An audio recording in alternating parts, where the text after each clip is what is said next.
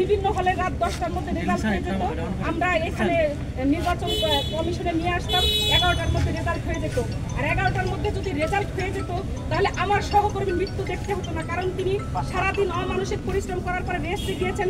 কারণ তাকেও তো বলা হয়েছে যে আবার কাউন্টিং এর জন্য আসতে হবে। তিনি হয়তো স্ট্রেস নিয়ে ঘুমাতে পারেননি কখন তাকে ফোন দেওয়া হবে, যেমন আমি স্ট্রেস নিয়ে ঘুমাতে পারিনি যে আমাকে কখন ফোন দেওয়া হবে আমার হলের এই ম্যানুয়াল পদ্ধতিতে কাউন্টিং এর জন্য।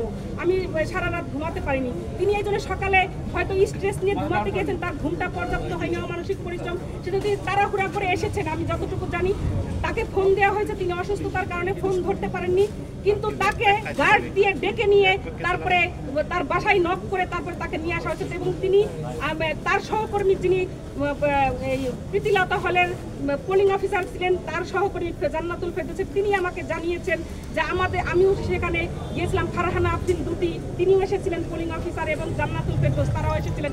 এবং তিনি তাড়াহুড়া করে 3 তলায় উঠতে গিয়ে, আমাদের যেহেতু লিফটের ব্যবস্থা নেই, 3 তলায় উঠতে গিয়ে তিনি দরজার সাথে ধাক্কা খেয়ে পড়ে যান তাড়াহুড়া করে উঠতে গিয়ে। এবং সহকর্মী আসলে সম্ভবত তার কিছুক্ষণের মধ্যেই তিনি মারা যান, আসলে হসপিটালে নেওয়ার আগেই।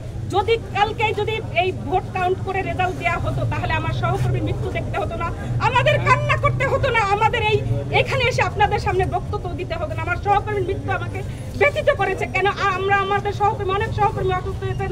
আমি জানি যে চারুকলা বিভাগের কাজী মোহাম্মদ মহসিন তিনি অসুস্থ হয়ে গেছেন, তার সহকর্মীর মৃত্যুতে তিনিও একজন রিটার্নিং অফিসার। তাহলে ভোট কাউন্ট কিভাবে হবে? কেন এই ম্যানুয়াল পদ্ধতিতে নেওয়া হলো আমার প্রশ্ন। এবং ম্যানুয়াল পদ্ধতিতে নেওয়া হওয়ার কারণে তারপরেও কেন আপনার তাহলে হলে কাউন্ট হলো না? এটা আমার নির্বাচন কমিশন, এটা এই নির্বাচন কমিশনের অব্যবস্থাপনার জন্য আমার সহকর্মী জান্নাতুল ফেরদৌসের মৃত্যু হয়েছে বলে আমি মনে করি।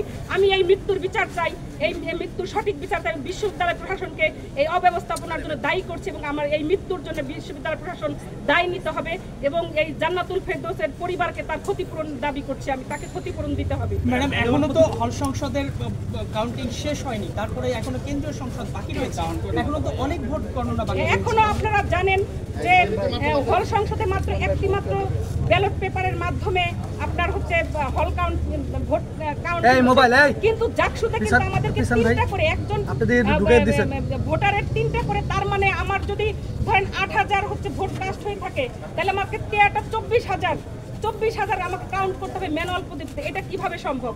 তাহলে এভাবে 3 দিনেও সম্ভব হবে না।